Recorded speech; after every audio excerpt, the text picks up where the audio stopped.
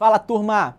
Antes de começar esse episódio, eu quero te falar do nosso patrocinador oficial, o Mind Justice Criminal. O Mind Justice Criminal tem um ecossistema de criminalistas de alto nível, do nível desses colegas que vocês estão acompanhando aqui no nosso canal. Se efetivamente você quer andar entre os melhores, eu quero te recomendar que clique aqui no link da descrição desse vídeo, fale com o nosso time e venha correr conosco. Vamos para cima.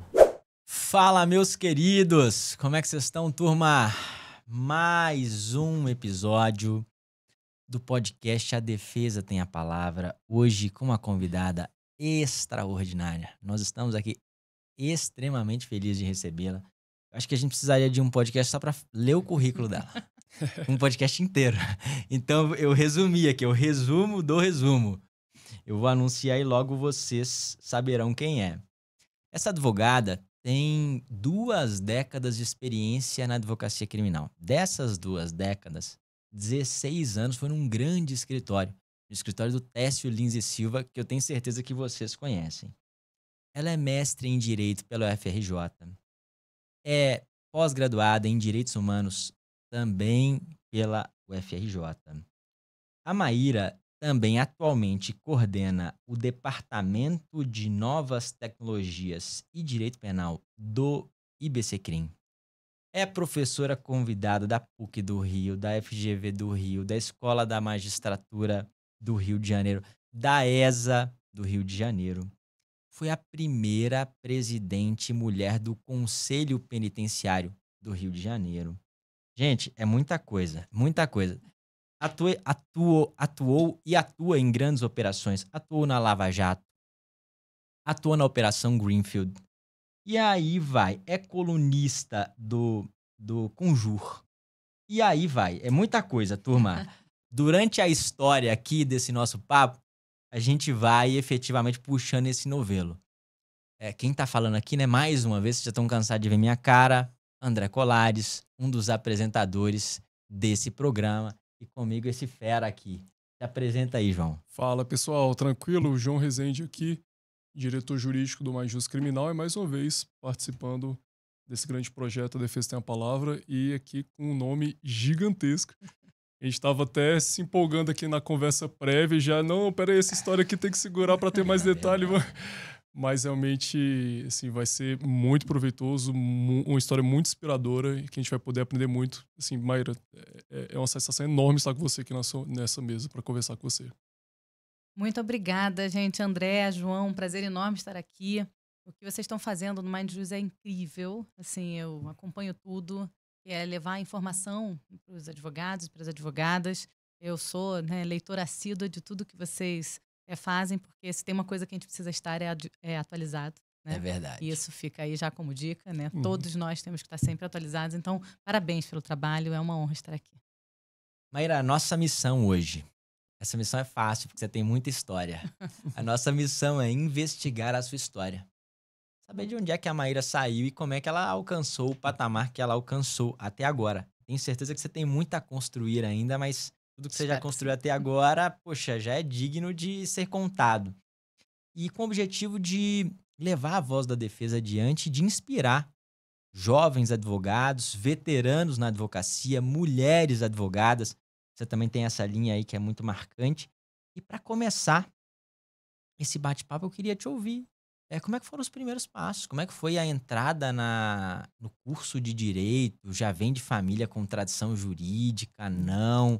Como é que foram esses primeiros passos? Conta pra gente aí. Então, vamos lá. Não tem ninguém do direito na minha família. Meu pai é autor teatral e escritor. A mamãe cantora. Meu irmão músico. Artistas igual você virou artista da área jurídica. Aí. A gente tem, né? Toda advogada tem um quê de artista, né? Quando a gente chega lá na tribuna, vamos combinar que aquilo ali é um palco. Sim. Né? Você tem que estar, até figurino a gente usa beca. É verdade. Né? Eu uso uma beca, inclusive, lindíssima, que eu recomendo aqui, que é uma beca para mulheres. As advogadas que ouvirem aqui o podcast, se quiserem, depois eu dou a dica aqui de uma beca incrível feita só para mulheres. Que legal. E que foi toda idealizada por um grupo de mulheres que eu faço parte, que é o UMA, União de Mulheres Advogadas, e nós Que legal. pensamos uma beca para as mulheres, porque as becas eram, né, todas muito masculinas. Mas, enfim, então quando a gente sobe lá, a gente tá numa, né, tribuna, num palco.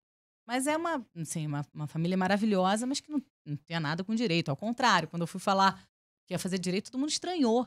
Porque na época eu, né, dançava e dançava profissionalmente, todo mundo achava que eu ia seguir algo ligado à dança, ou pelo menos, sei lá, alguma outra coisa, né, que não fosse assim, segundo o meu irmão, na época, quando eu falei que ia fazer direito, tão careta. Como é. Mas fato é que eu até fiquei muito na dúvida entre comunicação e direito.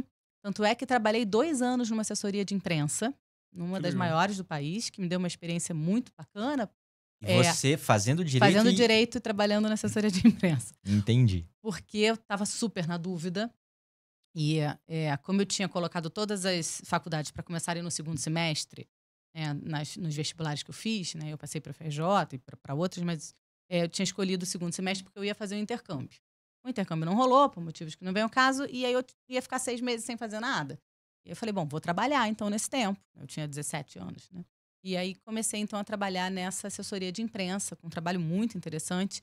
E aprendi muito, aprendi a escrever, né? Porque a linguagem do jornalismo, isso é importante pra gente.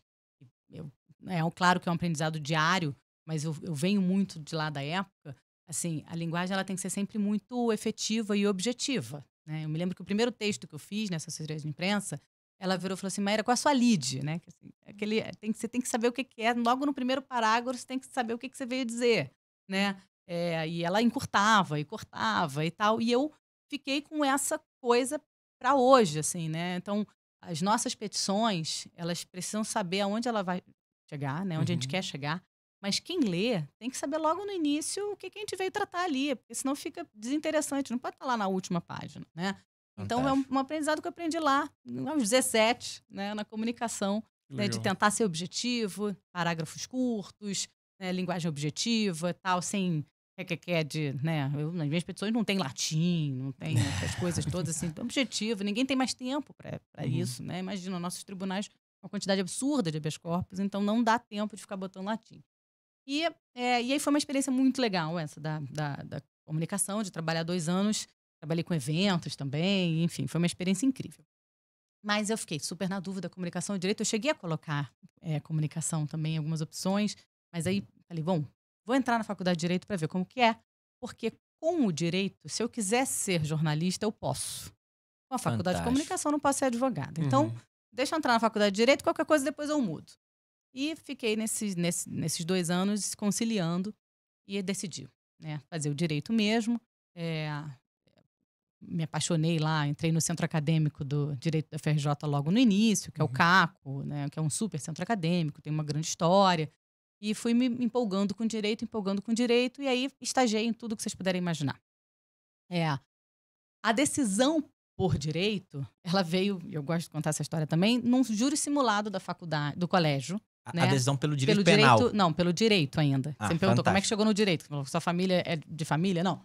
A decisão pelo direito veio ainda no colégio quando a gente fez a defesa da Capitu, de Dom Casmurro. Que legal. Então eu comecei a minha trajetória defendendo uma mulher. Que legal. Dizendo... Ainda no ensino médio ali. No ensino médio. Dizendo que ela não traiu o Bentinho. E juntando evidências. Foi uma primeira defesa ali, juntando laudos, né? A gente tinha a mãe de um colega, era psicóloga, então a gente pediu um laudo para dizer que o Bentinho tinha síndrome de Édipo. Olha, assistência técnica já usando lá no colégio, né? A importância da prova técnica. E foi uma experiência muito bacana. E aí eu falei, eu quero isso, eu quero essa coisa da defesa e tal.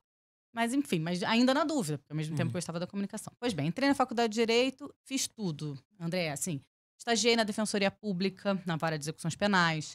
Estagiei no Ministério Público, na vara criminal. No Ministério Público Federal. Na Procuradoria do Estado. Trabalhei com tributário na Procuradoria do Estado. Inclusive, depois virei assessora jurídica na Procuradoria do Estado, na Procuradoria Tributária. Ainda estudante, né, mas já num cargo de assessora. E estagiei no escritório civil, vi tudo que puder imaginar, assim, para ver o que eu gostava mais, né? ao mesmo tempo, houve época que eu fazia 2 estágios ao mesmo tempo. Assim, eu estagiava de manhã até à tarde num lugar, depois a outra, e ainda fazia um trabalho de pesquisa para um professor que eu admiro muito, Daniel Sarmento, que, né, uma sumidade em direito constitucional. Eu sempre gostei de direito constitucional também. E aí eu ficava conciliando isso tudo, fim de semana e tal, né, morando no Rio de Janeiro. Muitas vezes deixava de ir à praia para poder, né, dar conta disso tudo. Então, assim, não tem jeito. Algum esforço a gente tem que ter na vida para poder, né, aprender e, enfim, chegar onde a gente quer chegar. Não que os momentos de lazer não sejam muito importantes, porque eles também são. Claro. Mas, enfim, eu fiz de tudo um pouco e aí decidi que eu queria o direito penal. Quando que eu me apaixonei pelo direito penal? Assistindo uma palestra do Zaffaroni. Eu já falei isso para ele, inclusive, uma vez. A gente organizou, como eu era do centro acadêmico, a gente organizou um grande evento na faculdade e trouxemos o Zaffaroni para falar na faculdade, né, com apoio dos escritórios e tal. Quando eu vi ele falando, eu falei assim, gente, que coisa maravilhosa essa coisa do direito penal. E aí comecei a estudar tudo o direito penal, e aí comecei a ler os grandes livros e tal, e Juarez Tavares, enfim, e vários outros, e me apaixonei pelo direito penal. Só que não é tão fácil você entrar no direito penal, assim, né? Às vezes, assim onde trabalhar no direito penal, né? São muitos escritórios e eu tive um privilégio muito bacana de começar logo no início, assim. Eu estagiei em vários lugares, né? Mas advogada, eu entrei logo no iniciozinho no escritório do Técio. E trabalhei com Técio Lins e Silva, né? Esses 16 anos, assim, desde dia zero. Aí, quando eu tirei a carteira, eu já estava lá. E aí foi incrível, porque Técio é um grande advogado. É uma escola. É uma escola. E eu aprendi muita coisa, assim, que eu levo para minha vida toda também, né? E aí tem muita história para contar. Assim. Eu me lembro que eu cheguei, o Técio pediu para tirar uma cópia de um processo, coisa que a juventude hoje não conhece mais. É verdade. Tudo eletrônico. Mas Capa azul, né? Mas antigamente tinha lá, tirar a cópia do processo. E aí eu chego lá com as principais peças, né? E ele falou, tá faltando coisa aqui. O que tinha aqui?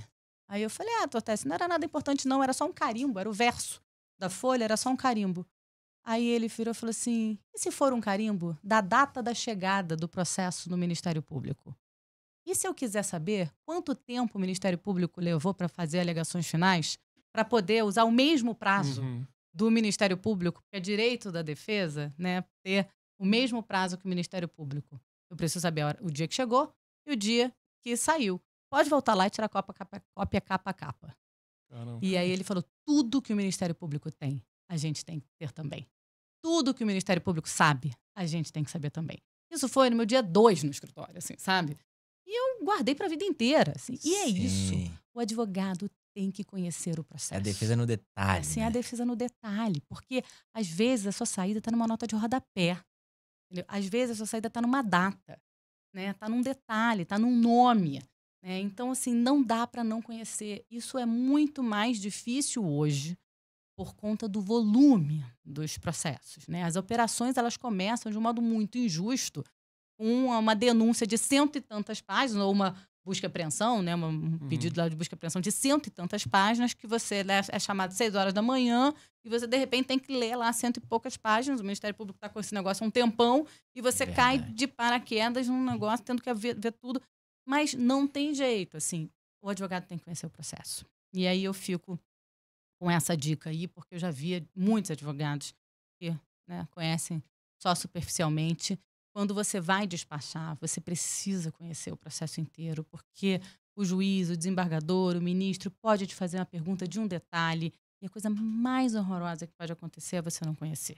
Né? Que credibilidade, né, a advogada vai passar se não conhecer o processo inteiro. E Mayra, ali no Técio, foram 16 anos, tenho certeza que foram centenas de lições marcantes. Muitas. Mas tem mais algum caso assim, ó, como esse que você contou agora, e olha, Mayra, cópia integral dos autos. Tem mais alguma coisa assim que foi muito marcante, que você ainda traz como lição, que você leva para os seus estagiários, para os seus associados, que você trouxe ali dessa experiência? Então, acho que essa de conhecer o processo é muito importante. Né? Essa da escrita clara, né? Da escrita que não seja cheia de frufru, né? Cheia de palavras... É claro que é bacana usar umas palavras elegantes aqui ou ali e tal, isso mostra um conhecimento. Mas a nossa petição tem que ser inteligível, né? Porque senão não adianta. Sim. O conhecimento do caso, a clareza na redação, o trabalho em equipe. Isso é muito bacana. Assim, nós fazíamos, era uma equipe que eu gosto muito, todo mundo lá no escritório. Uma pessoa redigia a petição, várias outras liam a mesma petição. Não tinha uma única petição que saísse daquele escritório que não tivesse sido lida por mais dois advogados. Que legal. Certo. E hoje em dia você aplica isso E eu no seu aplico escritório? isso no meu escritório. Isso sem uma hierarquia, como é que era, assim? Com alguma hierarquia, mas não necessariamente. Sim, né? às vezes um Podiam ser colega dois do advogados. mesmo tempo de Exato. carreira, dá uma lida aqui. Dá uma lida aqui. Legal. Até hoje, eu faço questão de ler absolutamente todas as petições que saem do escritório. Né? Assim, isso é trabalhoso, mas eu faço questão. Sim. Todo mundo sabe, não sai nada de lá, né? sem eu ler. Mas tem essa coisa de um colega ler o outro. Assim, ontem mesmo, para dizer que isso é uma coisa muito real na nossa vida, ontem eu conversei, estava aqui em Brasília, estou com meus 2 sócios, né, Guilherme Funiel e João Vicente Tinoco, e a gente estava conversando sobre um caso, que é um caso difícil, que tem uma resposta à acusação, e eu trabalho, nesse caso, muito com o Guilherme, e o João conhece o caso, porque todo mundo no escritório sabe todos os casos. Se o cliente aparecer do nada, né, apareceu lá porque ficou nervoso, bateu na porta, e o advogado do caso não está, ele vai ser atendido por um outro advogado que vai conseguir atendê-lo, vai conseguir acalmá-lo, vai saber o que está acontecendo no processo dele. Pode, evidentemente, não saber os detalhes, Claro. mas não vai fazer feio de não fazer a menor ideia do que acontece. Então, todo mundo no escritório conhece todos os casos. E hoje em dia são quantas pessoas no escritório, Maíra? Nós somos 7. Boa aqui. Você e 2 sócios e mais... Eu, 2 sócios, 2 advogados e 2 estagiários. Ah, legal. Fora a secretária, né? E como é que vocês fazem essa troca, assim, de todo mundo saber do mesmo caso? Nas Porque reuniões? A gente tem, reuniões. Ah, legal. A gente tem um sistema de andamento, um WhatsAppzinho de andamento. Mas deixa eu só voltar aqui, já volto para isso daí. Mas então, assim, essa coisa de ler. Ontem mesmo eu falei, foi o caso que eu cuido com o Guilherme. Aí eu falei, João, traz a segunda-feira, você consegue ler no fim de semana a petição? Petição grande e tal, uma resposta. Até um dos desafios é diminuir. A gente tem sempre que tentar diminuir. Né? Escrever é cortar palavras, me disse uma vez o Chaer. O Carlos Drummond de Andrade, a frase dele. A frase é dele, né? Escrever a arte de cortar palavras. Escrever a arte de cortar palavras. Eu estava tentando lembrar de quem era, que ele citou para mim uma vez, falando sobre a coluna do Conjuro, eu estava tentando lembrar de quem é. Então, a gente tem que conseguir. Mas o fato é que eu falei, João, será que você consegue ler? Por quê? Porque ele que conhece um pouquinho menos, tem que ficar muito claro para ele. Se não tiver muito claro para ele, a gente está errando em alguma coisa.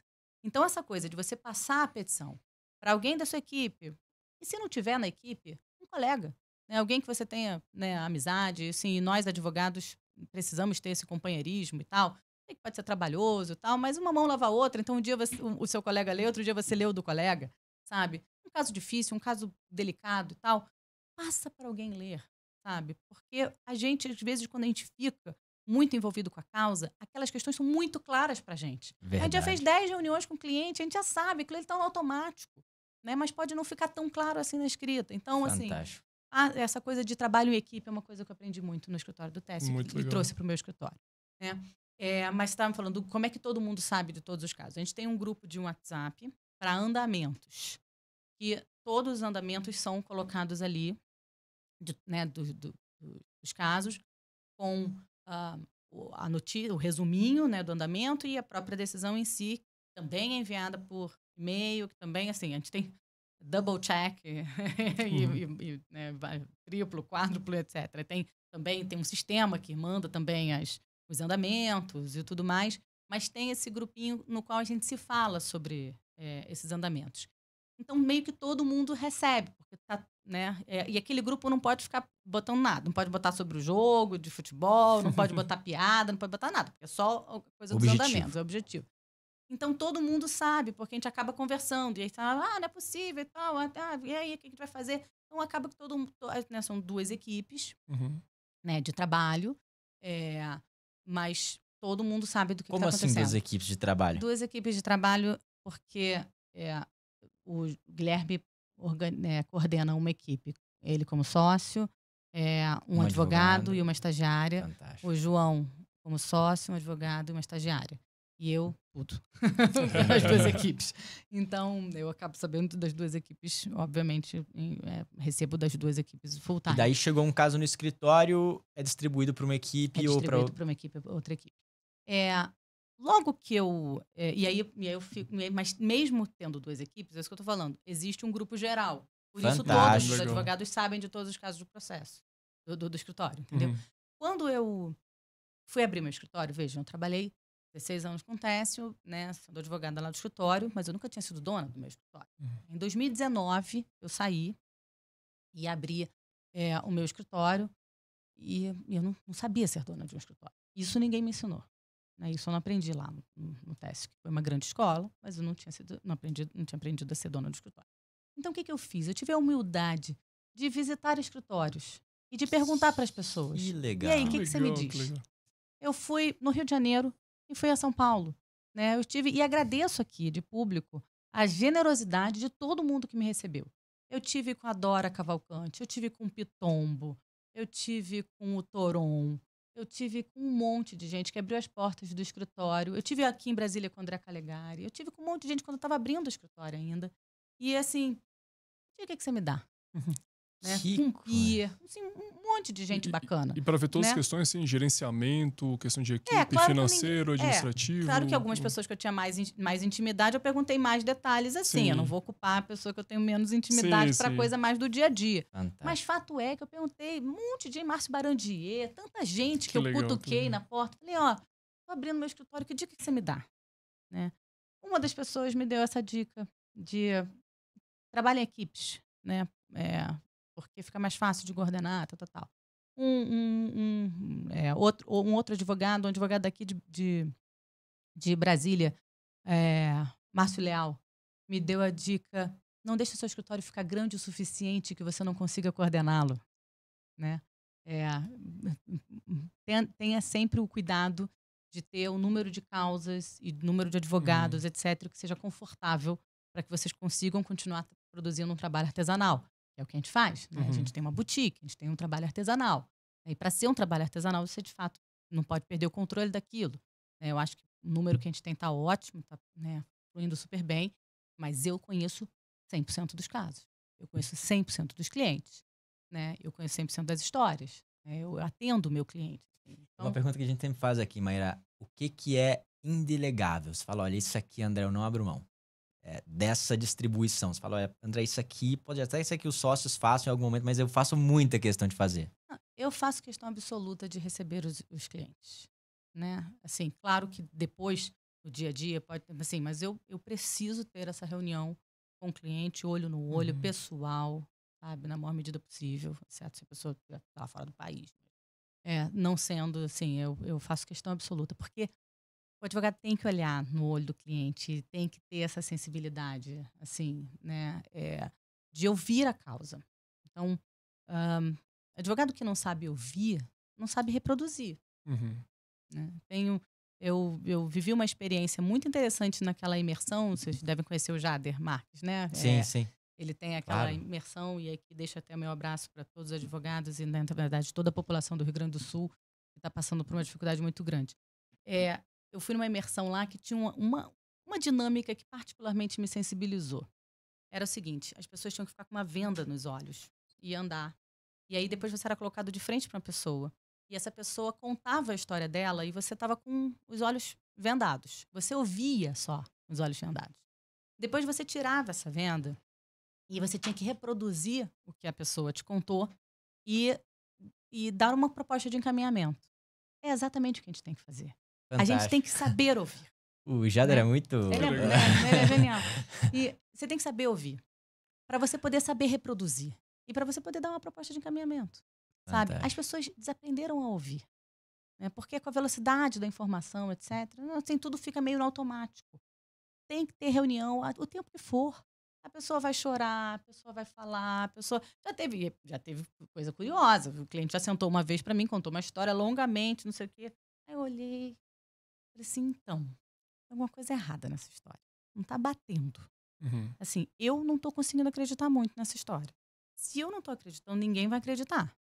E eu preciso saber a sua história verdadeira. Para eu te ajudar, eu preciso saber a verdade. E essa história não tá batendo muito. Vamos fazer o seguinte? Eu vou levantar, vou pegar um café, vou voltar e você vai começar do início. Finge que não aconteceu, você não falou nada. Começa do início, mas aí me conta a verdade. Aí, a história era outra. Então, assim, né, tem que ter. A relação advogado é a relação confiança. Você tem que olhar olhos nos olhos ali para você poder entender, sabe? Você tem que... E essa coisa do acolher, né, que para mim é absolutamente fundamental. Advogado criminalista é uma vocação, assim, e é uma profissão, né, é como um médico, né, que obstetra, que vai acordar lá de madrugada e tal. Nós também não temos horário, não temos fim de semana, não temos nada disso. Então tem que ter uma vocação muito grande, sabe? A pessoa chega no escritório de advocacia, necessariamente, André, o maior problema da vida dela. Sem dúvida. Né? Ela chega lá de duas uma. Ou ela foi vítima de um crime, que é muito ruim também, né? Ou ela foi acusada de um crime, seja porque o praticou, seja porque não o praticou, né? E está sendo injustamente acusado. Entende que em qualquer desses cenários isso é muito angustiante? Não tem como uma pessoa chegar no escritório de advocacia sorrindo, entendeu? Ela está chegando lá com o maior problema da vida dela. E muitas vezes ela nunca passou por um problema criminal na vida, né? Ela achava que nunca ia precisar de um advogado criminal. Então, quando você chega lá, a pessoa tem que se sentir acolhida. Se ela não se sentir acolhida, vai fazer outra coisa da vida. Tá fazendo errado, né? Então não dá para receber rápido, não dá para receber correndo, não dá para delegar ouvir uma história, entendeu? Não dá para não olhar nos olhos e perguntar e ouvir e ter essa sensibilidade. Assim, eu acho assim, que se eu pudesse escolher assim, uma característica fundamental para a advocacia criminal, seria a da sensibilidade. Legal. Muito porque assim, bom. isso e assim, é muita responsabilidade o que a gente faz. Assim, a gente tem que ter consciência disso. Não dá para... Eu já ouvi advogado falando assim, problema é do cliente. Sabe? O problema é meu O também. problema é meu também. Eu escolhi isso da vida. Sabe? Tem até aquela frase muito famosa que a pessoa sempre fala, né? O advogado criminalista, ele tem que ter um pouco de psicólogo. Ele tem que ter uma habilidade de psicólogo, de saber ouvir, de saber ponderar, de saber absorver também aquela informação. E, Maria, nessa trajetória da questão do escritório, sua experiência lá no teste, você em algum momento pensava assim, eu quero ter o meu escritório, você já tinha isso como uma meta? Ou era assim, não, eu vou pegar a melhor experiência possível aqui, viver o hoje? Como é que era, assim, essa questão Não, eu quando entrei no escritório, eu não tinha essa meta, assim. Ela veio naturalmente, em algum momento, assim, não sei identificar qual, né? Que eu fiquei assim, acho que eu quero ter o meu próprio escritório, minha equipe e tal. Não sei nem dizer exatamente quando foi. Mas começou um bichinho lá dentro, assim, de querer ter o meu espaço, né? E isso, né, pode acontecer com qualquer pessoa, mesmo trabalhando num lugar muito legal. Sim. É sempre uma decisão muito difícil, né? Porque quando você tem na retaguarda um super escritório e tal, é sempre muito difícil ter essa coragem. Mas eu estou muito feliz com a decisão que tomei. Eu sou muito feliz com o meu escritório, com a equipe e tudo mais. E entrando aqui, Mayra, você comentou que hoje em dia vocês têm um escritório pequeno, boutique, selecionam as causas. Qual que é o tipo de causa assim, que mais aparece no escritório? Eu sei que você tem uma atuação muito marcante no direito penal econômico. E até pesquisou isso no seu mestrado, Sim. né? Acho que é um negócio legal Vamos de falar, que você pesquisou ali sobre a questão da competência, Lava Jato, tal, em 2019, né? Que fica registrado aí. Então, qual que são os casos mais típicos ali que vocês atuam? Como é que funciona essa seleção? Qual tipo de caso que você eventualmente não gosta tanto de pegar? Faz uma análise mais cautelosa? Como é que funciona isso lá? Então, acho que o forte, sim, direito penal econômico. A gente tem muito, sei lá, corrupção, lavagem, organização criminosa, fraude à licitação, enfim, esses tipos de crimes, né, que são chamados de colarinhos brancos. Eu acho que é bom você falar também uma coisa. Você advoga para muitas celebridades também, né? Tem isso, né? Comediante, ator. Tem aquele caso marcante do Neymar. Acho que é legal falar disso também. Tá bom. Então tem isso, essas operações, assim, né? E esses processos que acabam sendo mais volumosos, porque tem muitos usados, o chamado direito penal econômico. Nós temos muitas causas dessas, é uma experiência que nós, todos os sócios têm, dos seus antigos escritórios, e a gente faz bastante. Mas também tem muito, né, claro, crime crimes contra mulheres, né, de modo geral, seja pela vítima, seja pelo autor do fato, né, de Lei Maria da Penha, e aí estupro, importunação sexual, enfim, qualquer outro tipo de crime sexual. Tem crime contra a honra, né, queixa-crime, seja pelo querelante, seja pelo querelado. Então, sim, a gente faz tudo na área criminal. Fantástico. A única coisa que eu, de fato, não trabalho, assim, não tem no escritório, não tem tráfico, e não... Nada, nem um casinho? Nem um casinho. Teve um, mas assim... Porque às vezes tem um filho de um amigo, um negócio assim. Não, teve, assim, nos últimos tempos só teve um, assim. Porque pode ter, não tem nada, não tem nenhum problema. Sim, Assim, sim. não trabalho com tráfico, não é isso, é porque por acaso não tem. Sim. Então, assim, no momento, né? Então, a gente não tem... Tem esse tráfico, assim, realmente, o usuário que foi preso como se o traficante Sim. fosse e tal, mas eu não tenho... Esses têm, mas eu não tenho essas operações de tráfico mais... Grande. E eu não tenho júri, embora eu queira muito. Então fica aqui o convite, tá? Porque Se quiser me meu procurar. sonho é fazer uma defesa bacana num júri, num caso legal, né? Mas não sei por que não aparece. E fica aqui o convite para algum advogado ou advogada me convidar para trabalhar junto num caso de júri, porque tá aí uma coisa que eu ainda preciso fazer na vida. Seria uma parceria completamente altíssimo nível. Assim, imagina adorar. atuar no júri junto com a Maíra. Assim, Eu caramba. ia adorar, fica o convite. Você sabe o que eu gostaria de fazer? Lembrando A que você defesa de uma mulher. começou no júri, né? Lembrando que você começou no júri, né? Lá na gostou faculdade. do direito na por conta do pois judicial. Claro. Então, eu gostaria muito de fazer a defesa de uma mulher acusada no Sim. júri. Assim, né? Sei lá, a mulher que matou o marido depois de violência doméstica, sei lá, um desses casos assim. Sei lá, eu acho que eu gostaria de fazer a defesa de uma mulher. Fica aqui o convite, quem sabe um dia eu faço. Mas a gente faz todos os crimes, né? Assim, principalmente direito penal econômico, mas muitos crimes sexuais, crimes contra a honra e todos os outros. Sei lá, apropriação indébita previdenciária, né? Sei lá, tem de tudo um pouco lá no escritório. Mas só criminal. Né? A gente trabalha com parceiros, né, para outras áreas, mas a gente só faz criminal. Maíra, um tema interessante que você mencionou, a questão do mestrado. Como é que foi essa escolha, essa questão da vida acadêmica? Qual a relevância que você enxerga em relação à vida acadêmica para a advocacia criminal? Se puder falar um pouco sobre esse tema, como é que você escolheu fazer um mestrado, como é que foi? Eu fiz a minha monografia de fim de curso já quase como se fosse uma dissertação de mestrado, assim. Ela era enorme, né? Tinha, sei lá, 200 páginas. E aí a minha banca na época falou, isso daqui não é uma monografia, isso daqui é uma dissertação de mestrado. E eu já gostava demais dessa parte acadêmica, eu sempre organizei eventos na faculdade, sempre, né, gostei muito de ler, né, tudo que tinha de mais acadêmico também, assim, na doutrina e tal. E logo depois que me formei, fiz a especialização em direitos humanos. Na época, o UFRJ ainda não tinha um mestrado, ela só tinha essa especialização, uma especialização em direitos humanos, foi uma experiência muito bacana, até porque era uma parceria com o Ministério Público Federal, e foi uma experiência legal, de troca. E depois eu fiz o mestrado, eu na verdade, devo o convite aí para o mestrado para uma professora que eu amo muito, né, a Juliana Nosvanger Magalhães, que foi diretora da FRJ, que me puxou e falou assim, Maíra, amanhã é o último dia de inscrição no mestrado. Aí eu falei, você tem que fazer. Então, às vezes, a gente precisa de alguém que impulsione a gente, né? Você tem que fazer. Eu falei, não, como assim? Vou fazer o projeto hoje. Ela falou, vai sentar hoje, a gente estava num evento. Você vai voltar para casa, você vai sentar no computador e você vai fazer o seu projeto. Faz sobre mulheres encarceradas. Que nessa época eu já era presidente do Conselho Penitenciário e já pesquisava mulheres encarceradas. A gente pode falar sobre isso depois. Eu fiz uma pesquisa muito bacana com a professora Luciana Boatê sobre mulheres encarceradas. Ela era minha vice no conselho.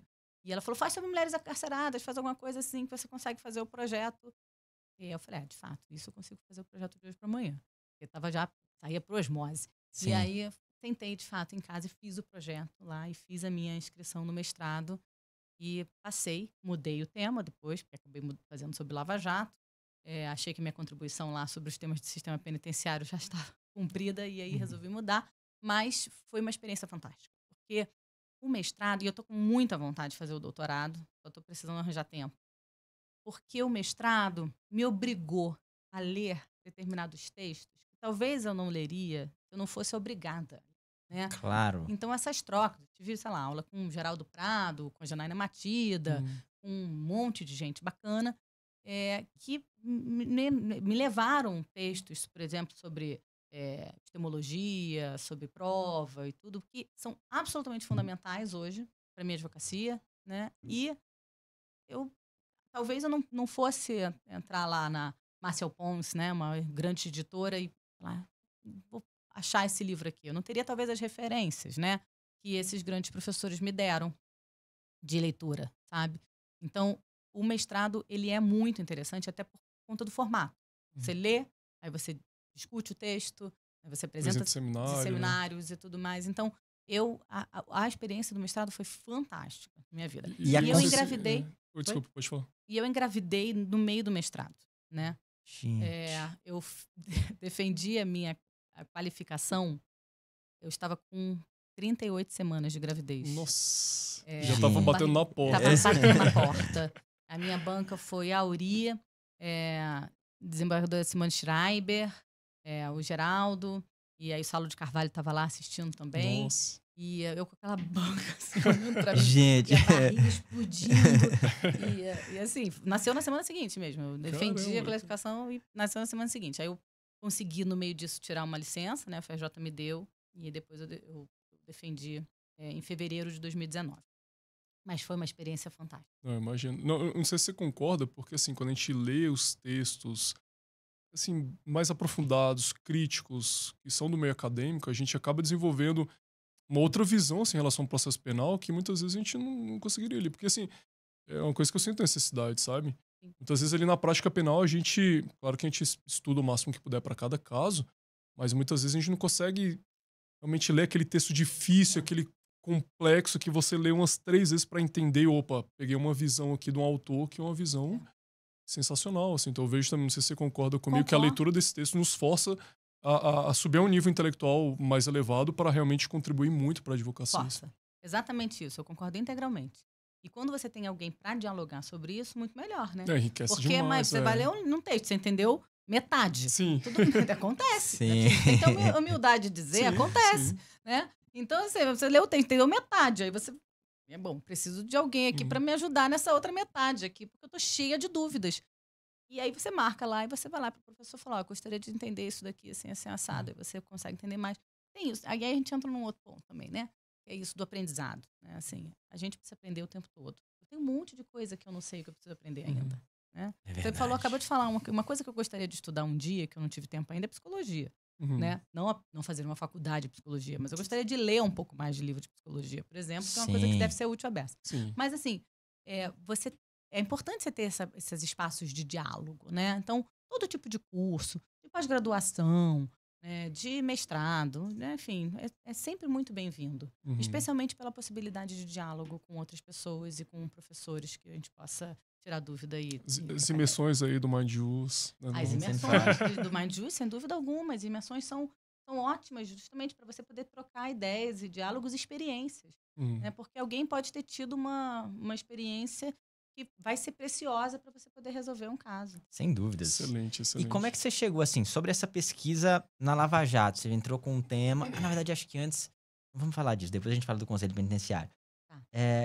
Sobre a pesquisa propriamente, como é que foi essa pivotagem? Logo de cara, você já mudou o rumo da pesquisa? Sobre a pesquisa propriamente, que hoje em dia a gente sabe como é que a jurisprudência se posicionou, mas conta disso aí. Eu entrei no mestrado em 2016. E eu interrompi, né, como eu disse, eu consegui tirar uma licença quando eu engravidei no curso do mestrado. Então era o auge da Lava Jato. A Lava Jato tinha começado em 2014 e tinha começado em 2016. Eu advogava em casos de Lava Jato e uma das coisas que mais me intrigou foi essa questão da incompetência do juízo da 13ª Vara. Eu falei, gente, isso não faz o menor sentido.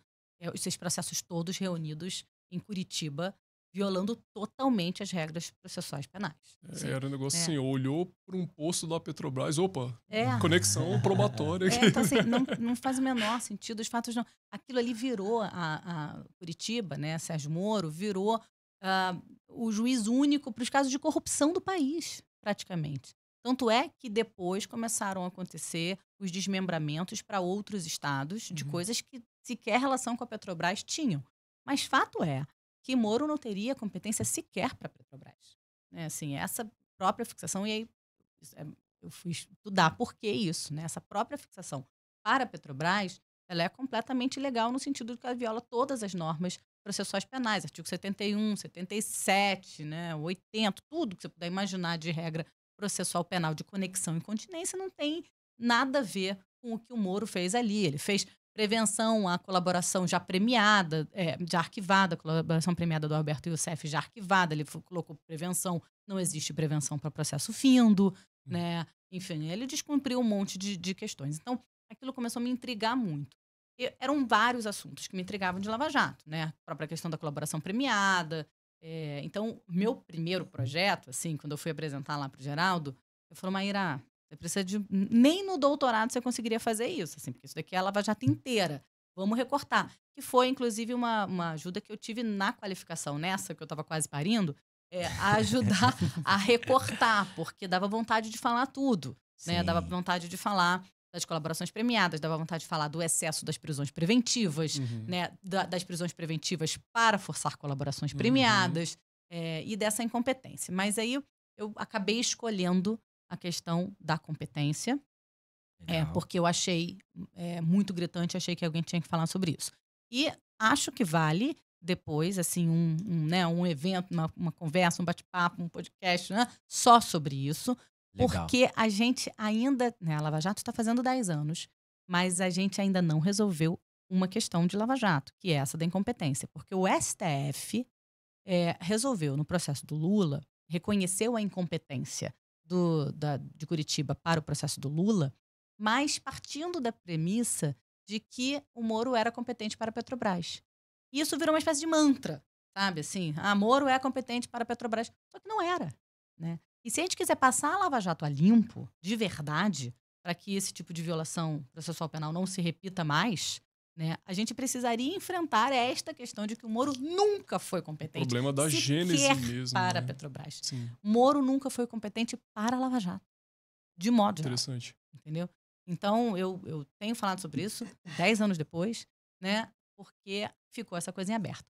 Eu falei isso lá na defesa em fevereiro de 2019, quando a gente ainda não tinha cenário muito para poder falar isso, porque isso foi antes, inclusive, da Vaza Jato, né?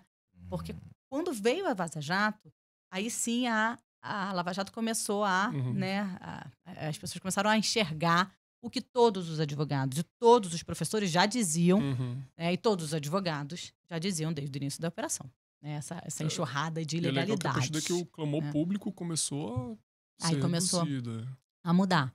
Mas ainda assim, ainda hoje, muita coisa da Lava Jato permanece sem conhecimento público. Né? Porque uma das características da Lava Jato era justamente essa de exibir para esconder. Sabe? Ela se dizia transparente, mas na verdade ela era muito pouco transparente. Porque eles os procuradores faziam coletiva de imprensa, por exemplo, só com a presença de jornalistas, advogado não podia ir, mas mostravam lá nos PowerPoints só o que eles queriam mostrar. Né? Eles não mostravam essas ilegalidades aí que eles cometiam, eles não mostravam lá que na colaboração premiada, quando o colaborador falava o nome de alguém com foro por prerrogativa de função, ele fala, não precisa falar, abafa e tal. Eles não mostravam, né, esse emaranhado processual que eles criaram para esconder as ilegalidades, sabe? Então tem muita ilegalidade ainda na Lava Jato que precisa vir à tona se a gente efetivamente quiser que isso não se repita mais.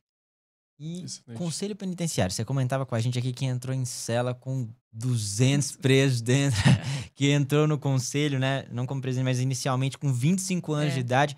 O que o conselho penitenciário faz e o que você fez ali? Quais são as experiências que você acha que vale a pena compartilhar com o pessoal? Olha, então, eu entrei no conselho penitenciário como representante da OAB. De fato, eu tinha 25 anos e foi uma experiência incrível, porque eu nunca tinha pisado dentro de uma cela. Né? Na verdade, eu já conhecia uma prisão, porque como eu trabalhava no Ministério Público Federal, o procurador com quem eu trabalhava na época tinha uma pesquisa sobre mulheres sobre presos estrangeiros. E aí a gente foi fazer uma visita a uma unidade de mulheres encarceradas, conversar com as presas estrangeiras. E já tinha me sensibilizado muito, né? Porque a situação das presas estrangeiras é muito cruel. Porque elas perdem o contato com a família completamente, né? Então, muitas vezes a mulher é presa como mula, por exemplo, e ela não sabe o que aconteceu com o filho, e o filho não sabe o que aconteceu com ela.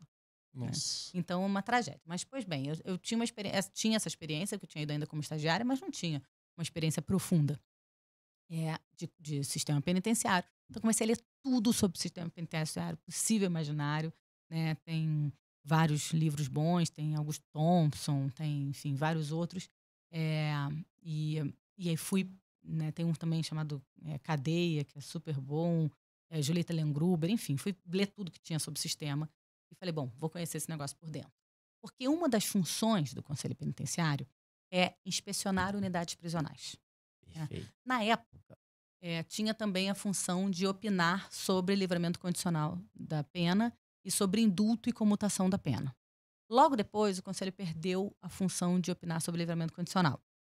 Aí ficou com a função de opinar sobre indulto e comutação da pena. Eu ainda assumi essa função ainda na época, então a gente recebia os processos da Vara de Execuções Penais para dar pareceres sobre indulto e comutação da pena, que é uma coisa que quase advogado não conhece. Né? Esses decretos presidenciais de indulto e comutação da pena, que saem todos os anos, que são uma forma fundamental de diminuir a pena por comutação ou mesmo de perdoá-la por completo, né? De indultá-la por completo por indulto. A gente vê que na prática a defensoria tem essa preocupação, mas os advogados muitas vezes não têm. Muitas vezes não têm. Lamentavelmente, muitas vezes, quando a gente recebia os processos lá da defensoria, vinha isso muito, né, bem construído lá, e de advogados nem sempre, porque, de fato, não é uma coisa que se ensine muito. Né? E aí, de fato, eu fui aprender a execução penal, né, na prática ali, né, com os processos, estudando os processos e vendo lá, e em loco com as inspeções. A outra função do Conselho Penitenciário, que era muito interessante... Como é que funciona uma inspeção? Vou te contar já já. A outra função do Conselho Penitenciário, que era muito interessante, era de acompanhamento aos egressos do sistema prisional. E aí eu fiz muita coisa bacana por egresso. Mas então, vamos lá. Como é que funcionava a inspeção? A gente ia nas unidades, em todas as unidades do Estado, e eu acabei conhecendo de outros estados também, porque na mesma época eu fui eleita coordenadora do Fórum Nacional de Conselhos Penitenciários. Então, eu coordenei, né, esse fórum de conselhos penitenciários. E também na mesma época, então foi uma década da minha vida, na mesma época também, mais ou menos, o Conselho Federal criou uma comissão de acompanhamento do sistema carcerário. Cada estado tinha um representante. Eu representava o Rio de Janeiro e a gente também ia em grupo para um estado, inspecionava. A gente ia tipo uma quinta-feira, inspecionava o presídio na quinta. Na sexta, fazia uma audiência pública com os representantes, Defensoria, Ministério Público, Secretaria de Administração Penitenciária e tal.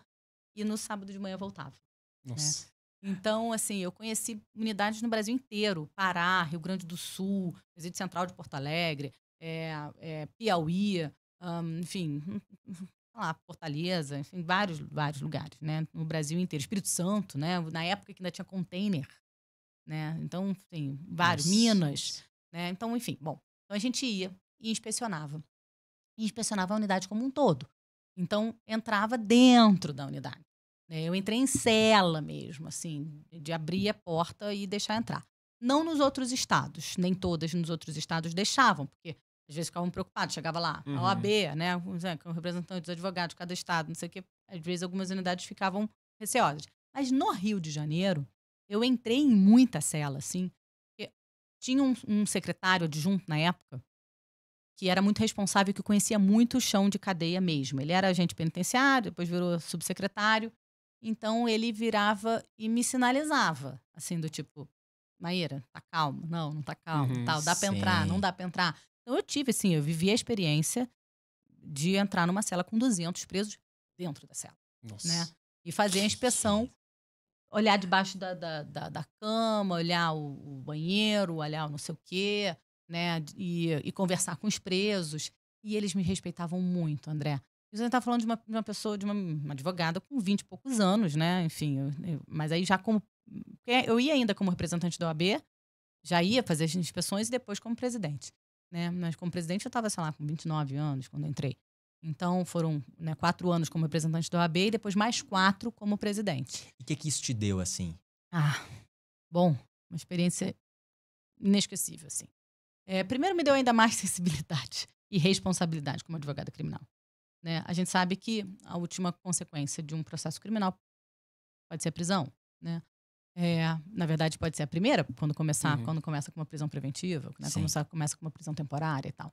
Então, saber o que o sujeito está passando lá dentro, para mim, assim, dói, entende? Na alma, porque eu entendo o que ele está passando. Eu senti o cheiro da cadeia. O cheiro da prisão é um negócio inesquecível. Porque é uma mistura de cheiros humano, né, de corpos humanos, com coisa úmida. Você já deixou uma roupa sua úmida, assim, esqueceu em algum lugar, veio da academia, largou em cima de alguma coisa, não lavou? Não fica absolutamente fétida. Né? Uma toalha molhada em algum lugar não fica absolutamente fétida. Imagina um lugar que não circula, as pessoas lavam a roupa e colocam lá e não circula, não dá tempo de secar. Então fica aquele cheiro do úmido com os corpos, com, desculpa falar, as fezes, né, a urina, porque não tem banheiro, é um boi, né, com a comida, né, porque fica lá a comida, às vezes fica a comida de um dia para o outro, porque o lixo só passa no dia seguinte para buscar. Então imagina todos esses cheiros misturados. É de embrulhar o estômago. Assim, a gente entrava, assim, primeira sensação era, não vou conseguir respirar aqui dentro. Juro, a primeira vez que eu entrei numa cadeia, eu falei assim, eu não vou conseguir respirar aqui dentro. Né? E a gente continuou e foi inspecionando e tal.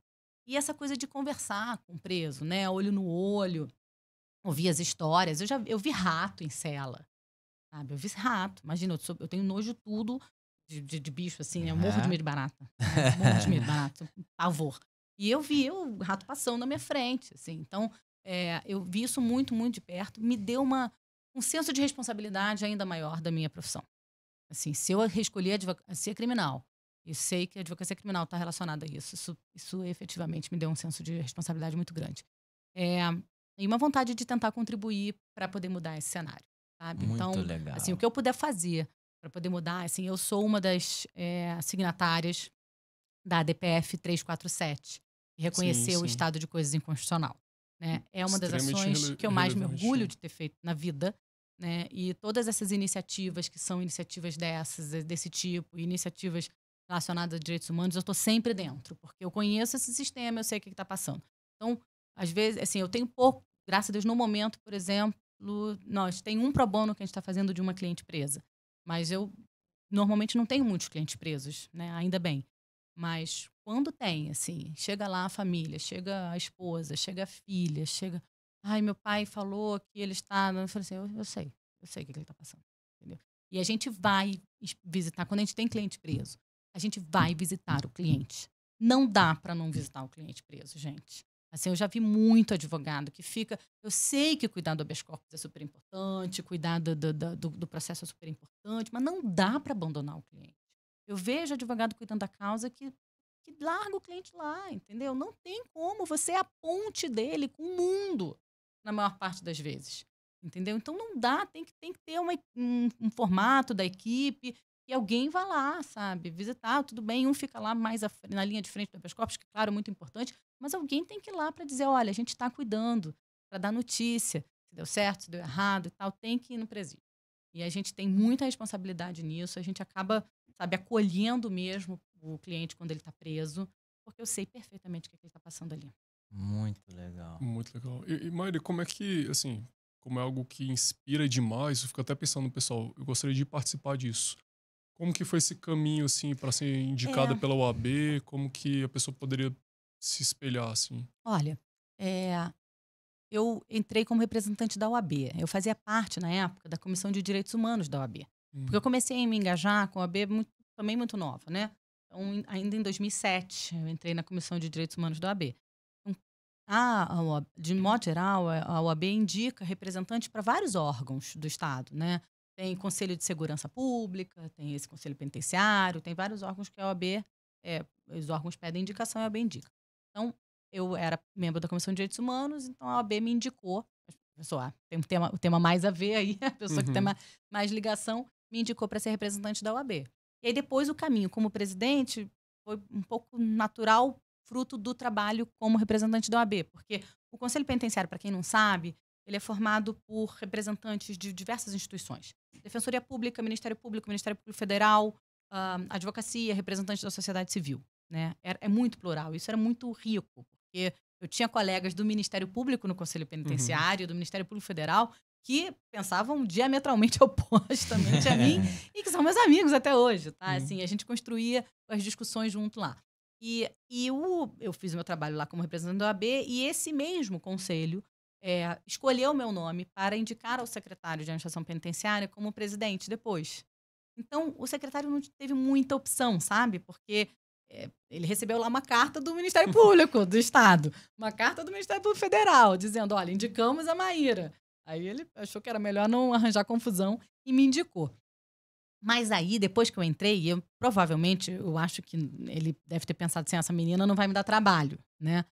Logo depois que eu entrei, que eu comecei a fazer as fiscalizações e comecei a fazer os relatórios e mandar os relatórios para os lugares, entendeu? Mandar para o DEPEN, para o Departamento Penitenciário Nacional, mandar para a ouvidoria do DEPEN, mandar para os lugares, ele tentou diminuir o meu mandato. Ele mandou um ofício para a Procuradoria do Estado para diminuir o meu mandato. E recebeu lá da Procuradoria a resposta de que isso não era possível, porque é um mandato publicado em Diário Oficial, a nomeação é pelo governador do Estado. Eu só saio, o que a Procuradoria falou, ela só sai daqui se ela praticar crime, né? Fora isso, ela tem um mandato. E aí ele teve que me engolir. E foi uma relação muito difícil. Eu costumo dizer que assim, as pessoas me perguntam, mas você não sofreu machismo e tal? Uma mulher num ambiente desse, um ambiente predominantemente masculino, né? Assim, predominantemente masculino. E eu falei, olha, não dos presos. Quando entrava numa unidade prisional, os presos eram sempre muito respeitosos. Ao ponto de, assim, todos botavam camisa, sabe? Ficavam uma posição super respeitosa e tal. Eu tive esse machismo dessa diretoria, assim, do secretário, do próprio secretário, que tentou diminuir o meu mandato. E uma vez eu fui falar para ele sobre a revista vexatória, né? Pedindo o fim da revista vexatória de mães e de parentes que passam por uma vergonha absurda para fazer. E aí ele virou e falou assim, eu acho engraçado você ficar pedindo um negócio desse, tá? Porque as mães, imagina, senhorinha de idade tendo que agachar na frente de uma agente penitenciária, assim, uma coisa horrorosa. E eu falava, secretário, tem body scan, passa pelo body scan, né? E aí ele falou, engraçado me pedir isso. Vocês mulheres não vão no ginecologista, não tem que abrir a perna? Eu vi coisa desse tipo. Mas então, assim, esse machismo eu vi nessa coisa mais institucional, assim, de um sujeito que tentava diminuir meu mandato, que tentava fazer de tudo pra não, né, me respeitar. Mas não dos presos, sabe? Teve uma vez que eu tava numa unidade horrorosa lá no Rio de Janeiro, que parece uma masmorra medieval, porque ela é Ouro Franco, ela é embaixo do nível da terra, né, assim, da rua. Então, quando cai água por dentro da unidade, né, quando chove, cai água da rua dentro da unidade. E aí, então, aquilo ali parece uma estufa, assim, né, de tuberculose, de doenças contagiosas e tudo mais. E tinha um preso que estava doente e os presos da frente, da grade, assim, isso eu não entrei na cela, estava falando com a grade fechada e eles falando para mim e o preso em questão lá atrás, fazendo uma espécie de um telefone sem fio, sabe? Eu falava, mas por que não traz ele aqui? Então, pede para ele vir aqui falar comigo. Aí, porque ele tá sem camisa, doutora. Nossa. O preso não vem falar comigo, ele tá sem camisa. Falei, bom, então alguém empresta uma camisa para ele. E então, assim, pra vocês verem o respeito, sabe? Assim, eu não tenho história para contar de machismo de preso. Eu tenho machismo de agente penitenciário. Que loucura. E aqui, Maíra, é uma coisa que a gente sempre gosta de trabalhar aqui. Casos marcantes, assim, de casos de maneira geral. Caso marcante. Caso mais difícil e maior vitória. Você pode falar pra gente sobre isso. Primeiro, o caso mais marcante. Tá bom. Acho que estava tudo no Neymar, né? Que você me pediu pra contar. Aliás, você tinha me pedido pra falar alguma coisa dos casos.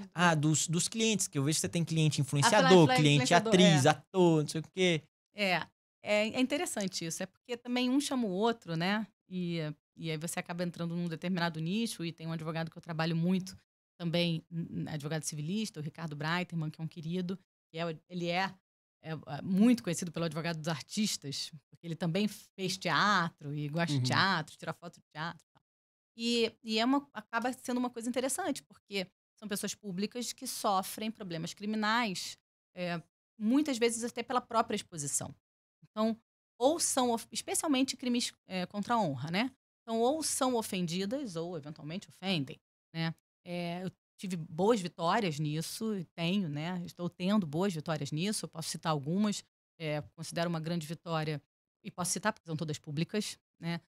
Posso citar a vitória da Tata Werneck dela ter sido intimada para comparecer na CPI das pirâmides financeiras.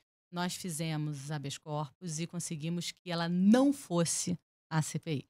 Né? Porque a jurisprudência diferente só do silêncio, né? Pela instituição do direito a silêncio. Porque todos nós já conhecíamos as decisões de garantir o direito a silêncio. Da pessoa ir, sentar lá e ficar em silêncio. Né? Só que eu queria mais do que isso. Eu achava que a simples intimação dela para uma CPI, para falar sobre algo que ela não tinha nenhum conhecimento, zero, era absolutamente constrangedor. O simples fato dela estar sendo convocada.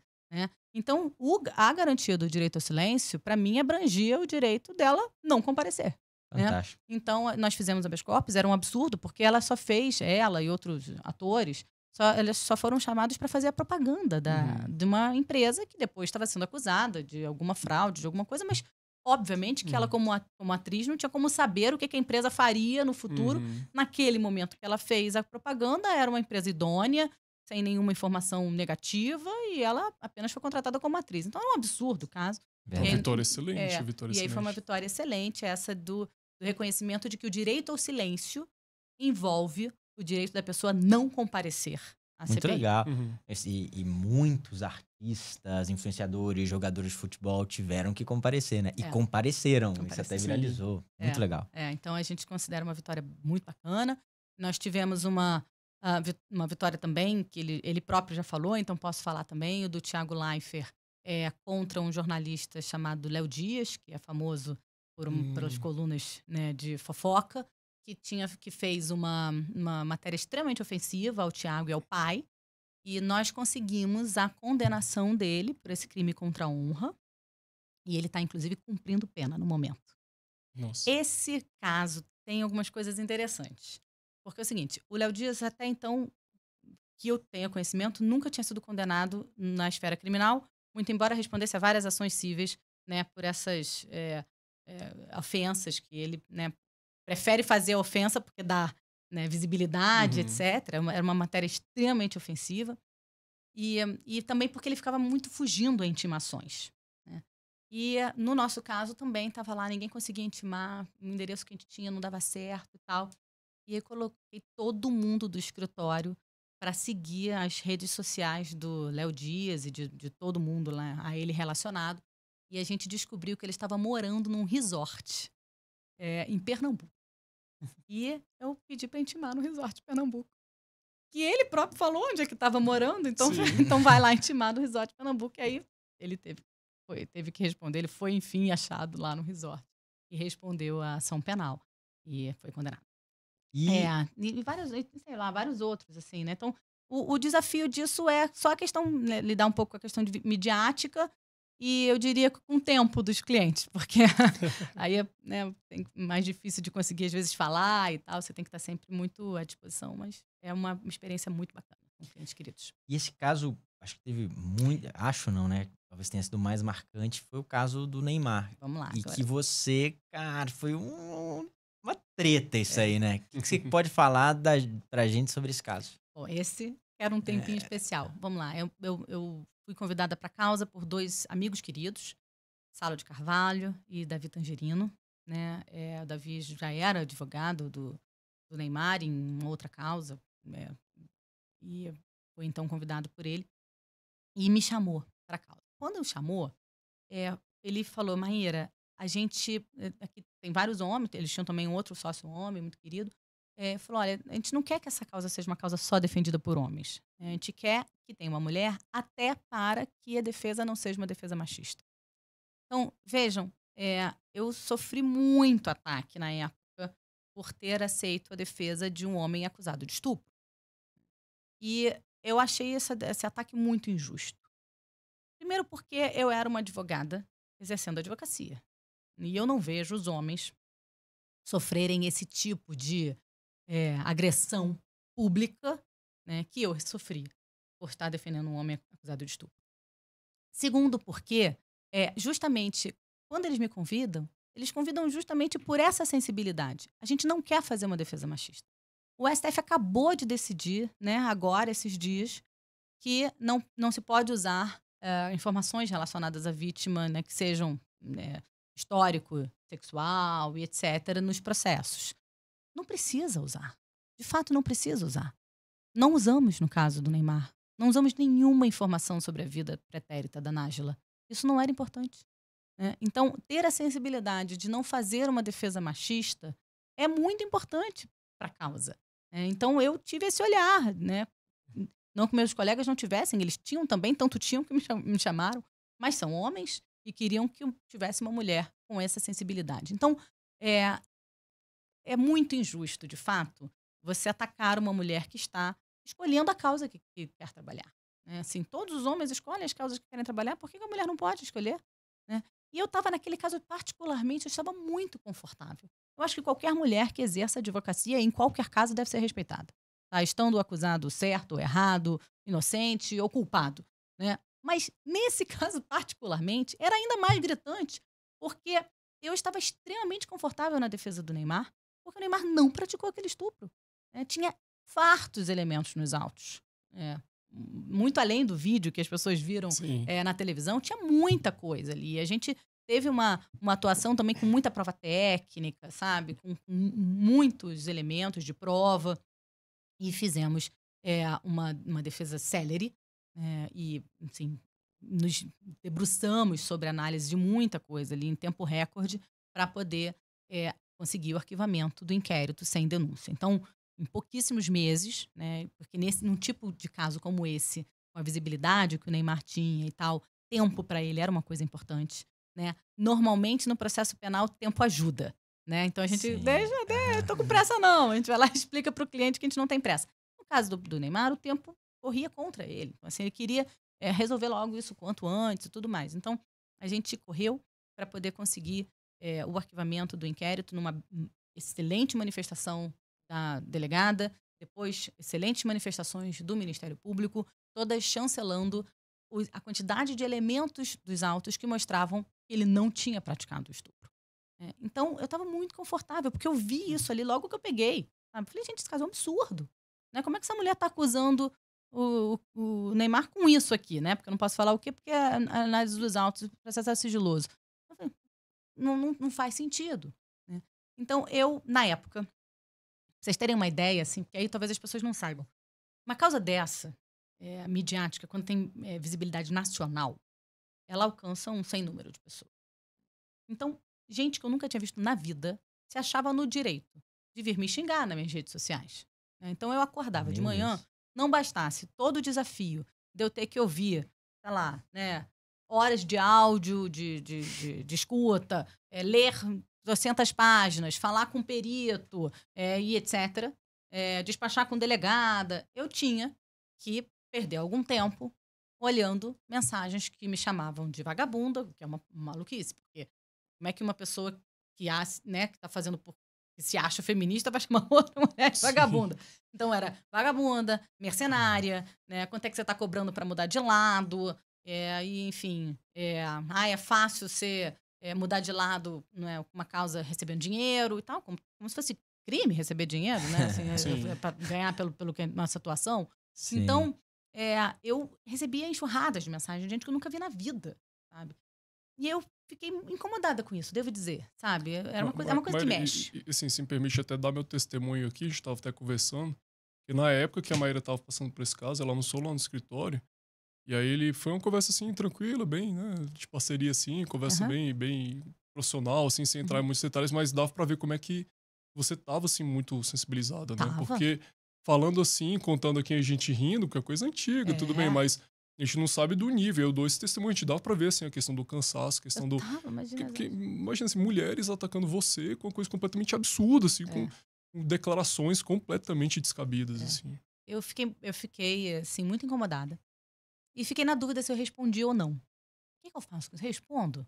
E teve mulher surfando a onda também, entendeu? Assim, em cima. E aí querendo aparecer, sabe, dando entrevista sobre isso para poder aparecer. E aí eu fiquei na dúvida se eu respondi ou não. Contratei uma empresa para poder fazer um mapeamento de rede. E a empresa me disse, Maíra, olha, relaxa. Você só está vendo tudo isso, assim, porque é a sua bolha, né? E também, infelizmente, as pessoas que vinham diretamente a mim, inbox ou WhatsApp e tal, né? Mas, fora isso, assim, relaxa, porque você está recebendo muito apoio de todas as organizações de advogados. Então, OAB me deu apoio, Abracrim, sei lá, BCCrim, várias outras organizações, muitos colegas. E aí eu deixo aqui um agradecimento. Eu provavelmente não devo ter respondido todas as mensagens na época, talvez eu não tenha visto, mas eu senti essa energia de carinho também da advocacia, sabe? Que foi o que me impulsionou lá a seguir em frente, porque eu realmente recebi muito apoio da advocacia, que entendia o que era o meu trabalho, né? E aí eu falo assim, nem responde, sabe? Ignora por completo, faz seu trabalho, segue em frente, nem perde tempo com esse tipo de resposta. Então, de fato, eu não dei bola e segui em frente. E deixo aqui, né, a dica para quem tiver em algum momento numa ação, numa ação que tenha uma repercussão midiática, que as pessoas estejam sendo agressivas, porque pode estar, e pode ser um homem também, né? Às vezes nós advogados, quando estamos em causas difíceis, que tem a opinião pública contra a gente, né? Naquele caso eu não estava, não tinha opinião pública contra, porque eu tinha um grupo que depois eu fui descobrir que era um grupo pequeno, né? Porque o resto da opinião pública acabou ficando muito do nosso lado também, vendo que aquele caso era um absurdo. Né? Mas fato foca no seu trabalho, sabe? Que foi o que eu fiz. Foquei no meu trabalho. Assim, vi que quem importava para mim de verdade estava do meu lado, sabe? E que um dia eu ia poder dizer, como estou podendo dizer aqui agora no podcast do Mind Juice, que, por favor, deixem as advogadas advogarem, sabe? Quantas causas a gente vê com advogadas em causas de repercussão nacional e internacional, como aquela? São poucas advogadas, né? São poucas.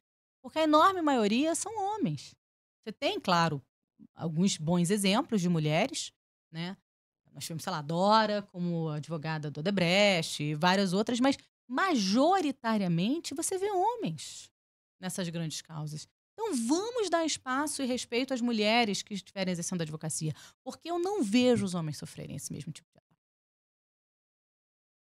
Um ataque completamente injusto, assim, totalmente descabido. Não vejo. Não que os homens não sofram ataques relacionados às suas prerrogativas. Nós, advogados criminalistas, sofremos de modo geral, né? Nós somos incompreendidos. Então, aquelas frases, né? Tá com pena, leva para casa, né? Sim. Bandido bom, bandido morto. Todos nós já ouvimos. E, de fato, a advocacia criminal, ela lida com essa questão, né, da incompreensão da sociedade sobre o direito de defesa. Né? Mas as mulheres ainda sofrem, para além disso, que os homens sofrem, né? Nós, mulheres, sofremos com isso, dessa incompreensão da sociedade, com o direito de defesa, mas ainda sofremos com o preconceito de achar que as mulheres não podem escolher a própria causa, sabe? Então, isso é muito injusto. Muito, né? Então, espero que as pessoas que me atacaram na época repensem. Sim. Mas, assim, é uma satisfação enorme ouvir isso de você aqui nessa conversa, assim, porque naquele bafafá, naquele caos na mídia, é muito difícil, assim, para nós advogados criminalistas no geral poder falar, porque, assim, a gente tá, como você falou, você estava focada no caso, e deu-se o máximo no caso e entregou um trabalho excepcional. Mas aqui você podendo falar, assim, de forma tranquila, explicar pra gente realmente esses meandros, é uma experiência riquíssima para toda a advocacia criminal, assim, com certeza é uma mensagem que passa para toda a advocacia de ver realmente o problema com profundidade, assim. Muito obrigada. obrigado. Eu agradeço o apoio, assim. Porque, de fato, eu recebi muito apoio da advocacia criminal e é muito importante para um advogado ou uma advogada que esteja sendo atacado ser, né, protegido e receber o apoio dos seus pares. Fundamental. Eu faço questão, quando eu vejo um colega ou uma colega sendo atacada, eu mando uma mensagem, olha, conte comigo, eu estou por aqui, sabe? Porque é muito difícil. E quando a mídia não está do nosso lado, ainda fica mais difícil ainda, né? Então, eu fico aqui, eu deixo o meu apoio aos colegas e às colegas, especialmente às mulheres. E deixo aqui o recado mesmo para as mulheres, para que não tenham medo disso, sabe? Porque, olha que dificuldade. Acaba que esse fator, eu vou ser muito enxovalhada na mídia, eu vou ser muito enxovalhada na sociedade, acaba sendo um fator de decisão se você pega uma causa ou não. Nenhum homem vai passar por essa dúvida, sabe? Você, João, se você receber uma causa lá no seu escritório, você vai pensar, pego ou não pego? Chance de sucesso, honorários, gosto do cliente. Você pode pensar o valor, a questão que você quiser. Mas você não vai colocar no radar, eu vou apanhar muito na imprensa com essa causa aqui, se eu fizer. Por ser homem, Sim, né? por ser homem. Sim. Entendeu?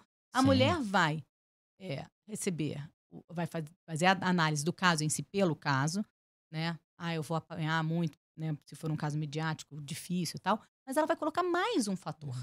Eu vou apanhar muito por ser mulher atuando essa causa. E aí é injusto, né? Assim, isso não faz o menor sentido.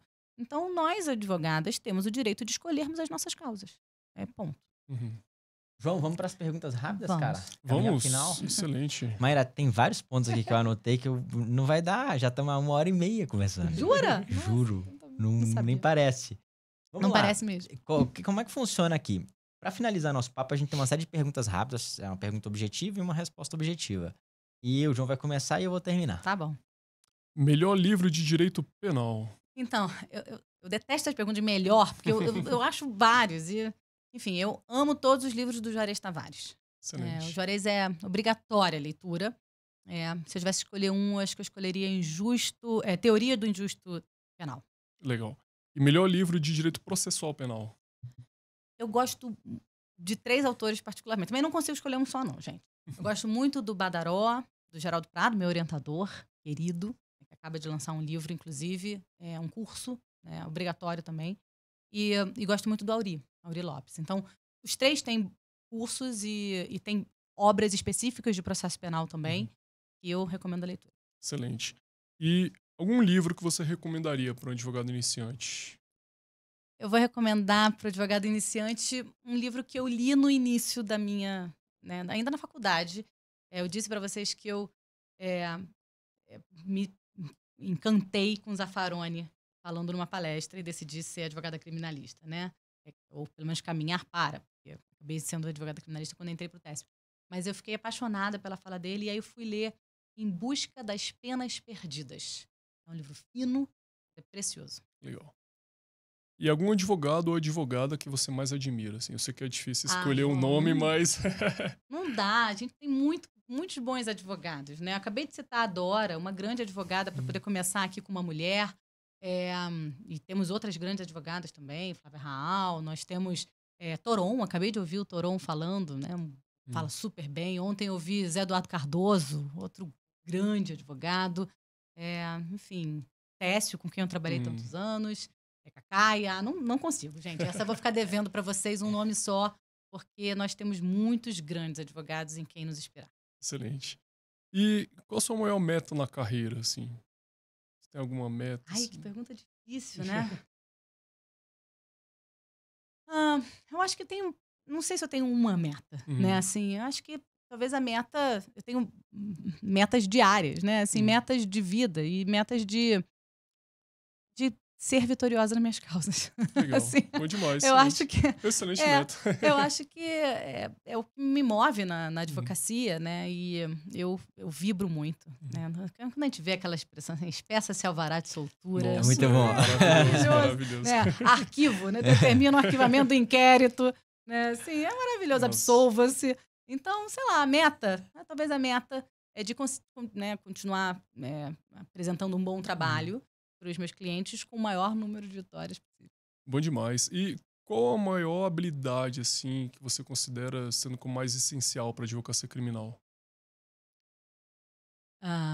Aliar técnica, conhecimento e sensibilidade. Excelente. E maior conquista na carreira até agora? Acho que o arquivamento do processo do Neymar, né? Eu imaginava. Acho que sim. Acho que Muito sim. bom, muito bom. Vamos lá agora, para finalizar. Pergunta de isso ou aquilo. Se você prefere uma coisa ou outra. Vamos lá. Atender um cliente ou redigir uma petição? Atender o cliente, acho. Analisar um processo de operação... isso aqui é injusto. Ou atuar no plenário do júri? É a operação, né? Porque eu nunca atuei no júri. Já tá Mas feito olha só, convite. mas eu acho que quem atua no júri deve gostar mais de atuar no júri. Mas fica aqui o pedido. Fazer um flagrante ou uma sustentação oral? A sustentação oral. Mas olha, perguntas difíceis essas, né? Porque fazer flagrante também é difícil. Mas sustentação oral. Cliente político ou cliente empresário? Empresário, eu acho. Cliente político ou cliente magistrado?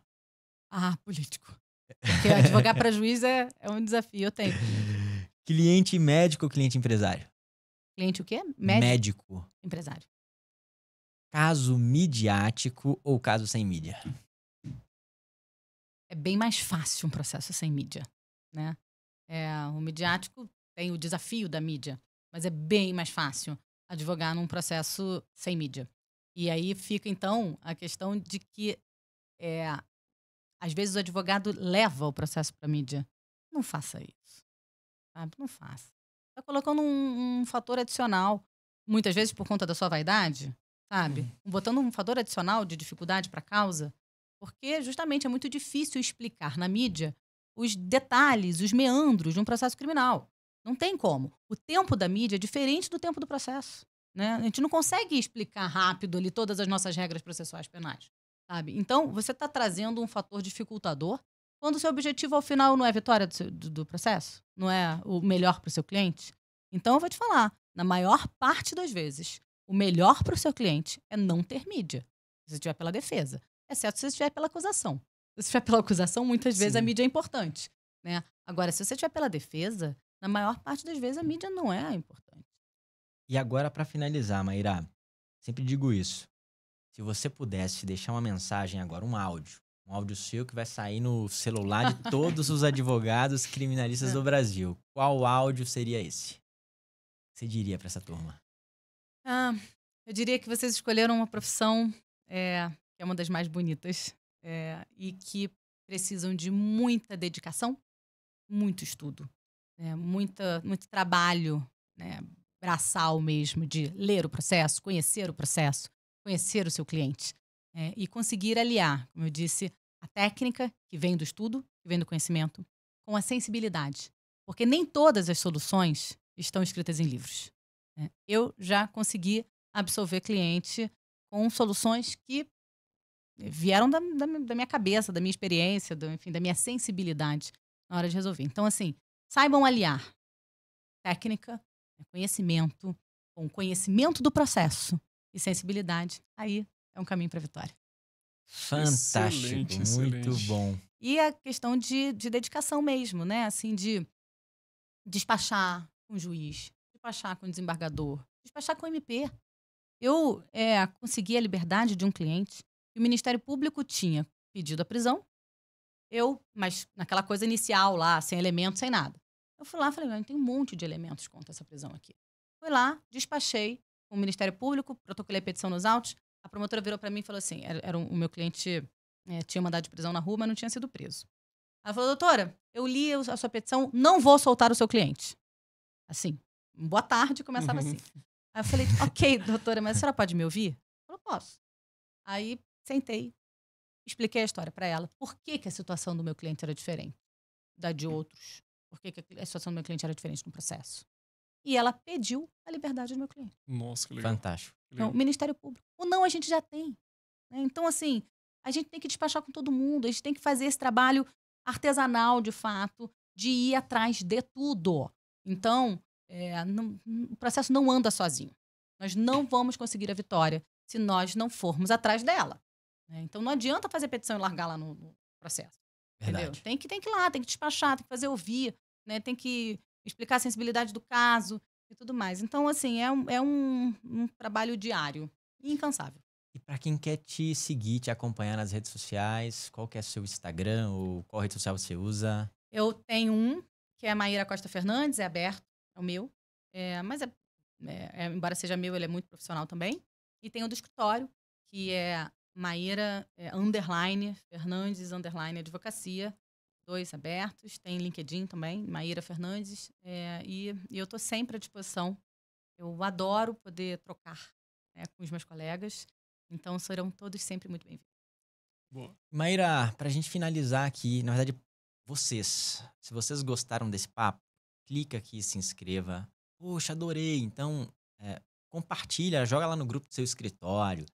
Bota no Instagram, marca a Maíra lá. Se você gostou, chama lá no direct. Pô, Maíra, escutei o podcast, gostei demais, sua história é muito legal, me inspirei. Se você é uma mulher advogada, tá precisando de uma dica, vai lá, manda pra ela, a Maíra é muito querida. Com certeza vai te receber muito bem. Turma, valeu. E Maíra, somos 4 aqui, ô produção. Vamos bater palma pra Maíra aqui. Vamos lá. Uau. Valeu, Obrigada, Maíra. gente. Muito bom, viu? Olha, Ótimo. Muito te receber. obrigado. Foi um prazer enorme estar aqui com vocês e parabéns mais uma vez pelo trabalho que vocês estão fazendo. A Advocacia Criminal agradece. Valeu, Maíra. Muito Foi obrigado. ótimo. Muito bom.